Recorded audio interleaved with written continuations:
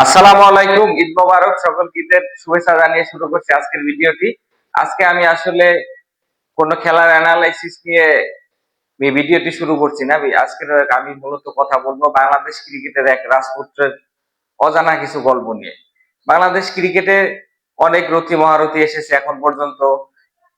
তবে প্রথম সুপারস্টার কিন্তু বাংলাদেশ ক্রিকেটে মোহাম্মদ আশরাফুল। আশরাফুলকে নিয়ে আমি কিছু কথা বলবো। আশরাফুল কিন্তু আমার দেখা বাংলাদেশের one of the rare talent, এবং আমি আমার দৃষ্টিতে বাংলাদেশের সেরা ট্যালেন্টেড ব্যাটসম্যান মোহাম্মদ আশরাফুল, এবং আমার ফেভারিট ক্রিকেটারও তিনি।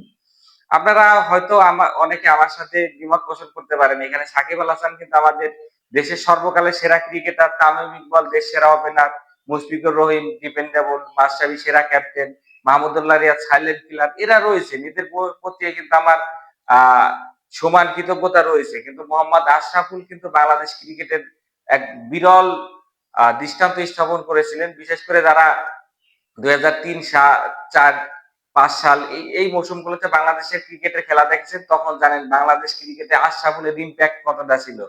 যখন আশরাফুল পারফর্ম করতেন তখন কিন্তু বাংলাদেশ বড় বড় অপোনেন্টকে হারিয়ে দিত। ওই সময় যদিও জাভেদ ওমর বেলিম, হাবিবুল বাশার সুমন, অলোক কাপালি, রাজিল সালে, মোহাম্মদ রফিক, মাশরাফি এদের মতো ক্রিকেটার ছিলেন, কিন্তু আশরাফুল ছিলেন এমন এক ব্যাটসম্যান, তিনি কি প্রথম আমাদের শিখিয়েছিলেন কিভাবে বড় বড় বোলারদের, প্রতিপক্ষ বোলারদের চোখে চোখ রেখে কিভাবে ফাইট করতে হয়, কিভাবে ডমিনেট ক্রিকেট খেলতে হয়।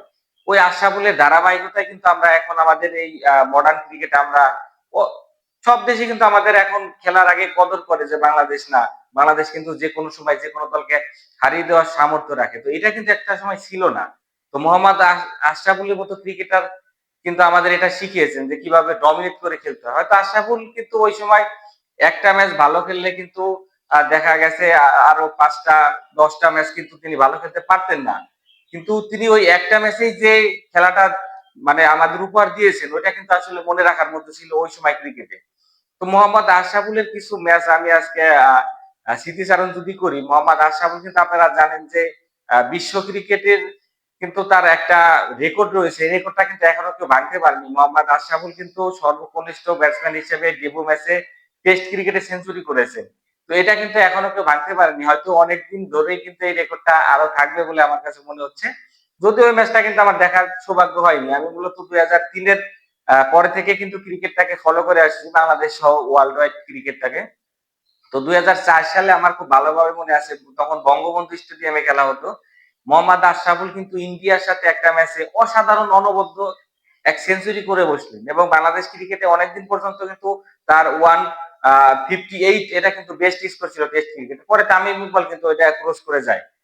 তো ওই ম্যাচটাতে কিন্তু তখন ইন্ডিয়ার বড় বড় সুপারস্টার সচিন, দ্রাবিড়, লাক্সম্যান সহ সৌরভ গাঙ্গুলি বড় বড় ক্রিকেটাররা খেলতেন। তো তাদের বোলিং এ কিন্তু আরপি সিং, জহির খান, অনিল কুম্বলে, হারভজনের মতো বোলাররা ছিলেন। তো তাদের বিরুদ্ধে সে যেভাবে কাউন্টার অ্যাটাক করে ওই 150 রানের একটা ইনিংস খেললেন, এটা আসলে আমি কোনোদিনও ভুলতে পারবো না। এরপরে বাংলাদেশ ক্রিকেটের আমার কাছে মনে হয় এখন পর্যন্ত আমার দেখা কোন ব্যাটসম্যানের সেরা ইনিংস ছিল কার্ডিফে 2005 সালে অস্ট্রেলিয়ার বিরুদ্ধে। এটা আপনারা সকলে আমার সাথে একমত হবেন। তখনকার অস্ট্রেলিয়ার টিমটা ছিল বিশ্বের সর্বকালের সেরা টিম আমার দেখা। কারণ 2003, 7 এবং হচ্ছে 2000 সালের আগে যদি বলি 1999, এই তিনবার কিন্তু তারা অপরাজিত চ্যাম্পিয়ন ছিল। তো তাদের ওই সময় টিমটা ছিল, আপনারা যদি দেখে থাকবেন যে গ্লেন ম্যাকগ্রা ছিল, তারপরে গ্লেসপি ছিল ওপেনিং এ, ছিল হচ্ছে তাদের Gilchrist, Matthew Haden, Ricky Ponting, Damian Martin, তারপরে হচ্ছে মাইক হাসি। মানে এটা হচ্ছে একটা ড্রিম ইলেভেন আমার কাছে মনে হয়। তো এই টিমের বিরুদ্ধে আশরাফুলের ওই ইনিংস এর কারণে কিন্তু আমরা ওই ঐতিহাসিক উইন করতে পারছিলাম। এখন পর্যন্ত কিন্তু অস্ট্রেলিয়ার সাথে আমরা আর কোনো ওডিআইতে জিততে পারিনি। ওই একটা ম্যাচে কিন্তু জিতেছিলাম। ওই ম্যাচে মোহাম্মদ আশরাফুল যেভাবে ব্যাটিং করেছিলেন, এবং তার যে শট, আমার কাছে মনে হয় যে বাংলাদেশ ক্রিকেটের আইকনিক মোমেন্ট হয়ে থাকবে। এরপরে আমি যদি বলি কার্ডিফের ওই ম্যাচের পরে কিন্তু নেক্সট ম্যাচেই ইংল্যান্ডের মুখোমুখি হয় বাংলাদেশ।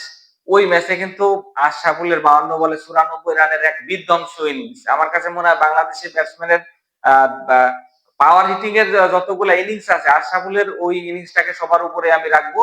কারণ ওই ম্যাচে কিন্তু আপনারা জানেন যে ফ্লেমিং ছিল, তারপরে হচ্ছে হারমিসন ছিল, আরো বড় বড় বোলার ছিল কিন্তু, টেমলেট ছিল ইংল্যান্ডের দলে। কিন্তু আশরাফুল কিন্তু যেভাবে ব্যাট করলেন তাদের বিরুদ্ধে, ওই ম্যাচে কিন্তু মোহাম্মদ আশরাফুল 0 রানে ফিরে যেতে পারতেন। টেমলেটের একটা বল কিন্তু তার স্টাম্পের উপর লেগেও কিন্তু বেল পড়ছিল না। এর কারণে কিন্তু মোহাম্মদ আশরাফুল বেঁচে যায়, এবং বেঁচে যাওয়ার পর এক অবিস্মরণীয় ধামাকা একটা ইনিংস খেলেন। এবং ওই ইনিংসে তার চোখ ধাঁধানো কিছু শটস আপনারা ইউটিউবে সার্চ দিলে দেখতে পাবেন। আমার কাছে মনে হয় বাংলাদেশের এই যাবৎকালে অনেক ভালো ভালো ইনিংস দেখলেও ওই শটগুলো কিন্তু আমরা একটা ম্যাচে দেখতে পারি নাই। এবং ওই ইংল্যান্ড এবং অস্ট্রেলিয়ার সাথে এই 2টা ম্যাচে তিনি যে সব শট খেলেছেন, আমার মনে হয় অনেক রথী মহারথী তাদের ক্যারিয়ার জুড়েও কিন্তু এতগুলা শট, নান্দনিক শট দেখাতে পারেননি। এই জন্য কিন্তু আশরাফুলকে আসলে চাইলেও বলা সম্ভব না। মোহাম্মদ আশরাফুল এরপরে 2007-এ কিন্তু ওয়েস্ট ইন্ডিজের বিরুদ্ধে আমার কাছে মনে হয় যে বেস্ট একটা ইনিংস খেলে। টি-20 কিন্তু বাংলাদেশ ওয়েস্ট ইন্ডিজকে প্রথম আসরে হারিয়ে দেয়। ওয়েস্ট ইন্ডিজ কিন্তু আপনারা জানেন যে বিশ্ব চ্যাম্পিয়ন টিম, টি-20-তে দুইবার শিরোপা অর্জন করেছে। তো ওই ম্যাচটা কিন্তু আশরাফুল 20 বলে হাফ সেঞ্চুরি করে। এটা কিন্তু বাংলাদেশের টি-20 ক্রিকেটের একটা রেকর্ড। যদিও পরে লিটন কুমার দাস কিন্তু এই রেকর্ডে ভাগ বসান। কিন্তু ওই সময় ওই আফতাবেরও ভালো একটা কন্ট্রিবিউশন ছিল, তবে আশরাফুলের ইনিংসটা ছিল হচ্ছে ম্যাচ উইনিং ইনিংস। এর পরবর্তীতে আমি যদি বলি 2007-এ কিন্তু ওডিআই ওয়ার্ল্ড কাপ হয় ওয়েস্ট ইন্ডিজে, এবং ওইখানে কিন্তু আপনারা দেখে থাকবেন সাউথ আফ্রিকার বিরুদ্ধে কিন্তু দ্বিতীয় রাউন্ডের ম্যাচে আশরাফুল 87-এর একটা বিস্ফোরক ইনিংস খেলে, এবং ওই ইনিংসের সিগনিফিক্যান্ট হচ্ছে তিনি কিন্তু স্কুপ শট খেলেন, এবং পরবর্তীতে আমরা দেখেছি আশরাফুল শট নামে কিন্তু এটা পরিচিত পায়। এবং আহ, বেশ কয়েকটা স্কুপ শট খেলেছিলেন, এবং তার ক্যারিয়ারে যতগুলো স্কুপ শট তিনি খেলেছেন একবারও কিন্তু ফেলিয়ার হননি। এই জন্য কিন্তু মোহাম্মদ আশরাফুল শট বলা হয় ওটাকে। ওই ম্যাচেও কিন্তু দুর্দান্ত ব্যাট করে মোহাম্মদ আশরাফুল, অপোনেন্টে কিন্তু অ্যান্ড্রু নেল, মাখা অ্যান্টনির মতো বোলিংরা ছিল। তো এর পরবর্তীতে কিন্তু মোহাম্মদ আশরাফুলকে আমরা আরো কিছু ভালো ইনিংস খেলতে দেখেছি। বিশেষ করে বলবো 2013 সালে কিন্তু বলে ঐতিহাসিক টেস্ট যেটা বাংলাদেশ ড্র করেছিল, ওইখানে কিন্তু মোহাম্মদ আশরাফুলের একটা বিলিয়ন রক ছিল, 194 এর একটা ইনিংস ছিল। যদি আশরাফুল কিন্তু পরের দিন ওটা কন্টিনিউ করতে পারেননি, হেরাতকে মারতে গিয়ে তিনি কিন্তু আউট হয়ে যান। না হলে কিন্তু বাংলাদেশের প্রথম ডাবল সেঞ্চুরিয়ান তিনি হতে পারতেন। যদিও ওই ম্যাচে কিন্তু মুশফিকুর রহিম কিন্তু পরবর্তীতে ডাবল সেঞ্চুরিয়ান হন। তবে মোহাম্মদ আশরাফুলের ক্যারিয়ারটা এরকমই। আশরাফুল কিন্তু মানে বোলিং কে ডমিনেট করতে করতে কখন যে একটা বাজে শট খেলে আউট হয়ে যাবেন এটা কিন্তু আসলে কেউ বুঝতে পারতো না। মোহাম্মদ আশরাফুল এরপরে আপনারা জানেন যে ফিক্সিং কেলেঙ্কারিতে কিন্তু আকসুর তদন্তে আসে, এবং তিনি 5 বছরের জন্য কিন্তু ব্যান হয়ে যান, এবং আশরাফুল কিন্তু অনেক কান্নাকাটি করে, বাংলাদেশিদের কাছে অনেকের কাছে ক্ষমা করে।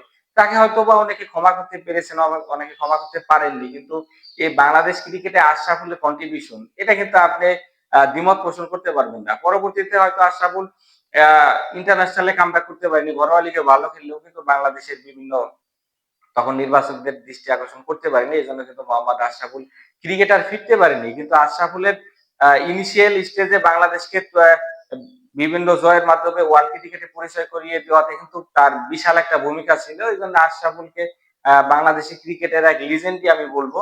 আশরাফুল এখন কোচিং এর সাথে যুক্ত আছে, এবং সেখানেও তিনি কিন্তু ভালো করতেছে। আমরা দেখি যে রংপুর রাইডার্স এর কোচিং প্যানেলে সে কিন্তু ব্যাটিং কোচের ভূমিকায় ছিলেন। তো ওইখানে কিন্তু দারুণ করেছেন। আশরাফুল অদূর ভবিষ্যতে বাংলাদেশ ক্রিকেটে এগিয়ে নেওয়ার ক্ষেত্রে খুবই ভালো ভূমিকা পালন করবে বলে আমার কাছে মনে হয়। আশরাফুলের কিছু শট এবং তার কিছু অসাধারণ ইনিংসের কারণে তিনি কিন্তু আমাদের দেশের ক্রিকেটে আজীবনই এক কিংবদন্তি হয়ে রবেন। বিশেষ করে আমাদের জেনারেশন এবং আমাদের আগের জেনারেশন জানে আশরাফুল বাংলাদেশ ক্রিকেট তথা বিশ্ব ক্রিকেটে কতটুকু ইম্প্যাক্ট প্লেয়ার ছিল। তো আশরাফ বাংলাদেশ ক্রিকেট যতদিন থাকবে, মোহাম্মদ আশরাফুল কিন্তু এক উজ্জ্বল নক্ষত্র হয়ে থাকবেন। তো সকলকে ঈদের শুভেচ্ছা জানিয়ে আজকে শেষ করবো আমার ভিডিওটি। সকলেই ভালো থাকবেন, সুস্থ থাকবেন, এবং ঈদ পরিবারের সাথেই সবাই করুন। আল্লাহ হাফেজ।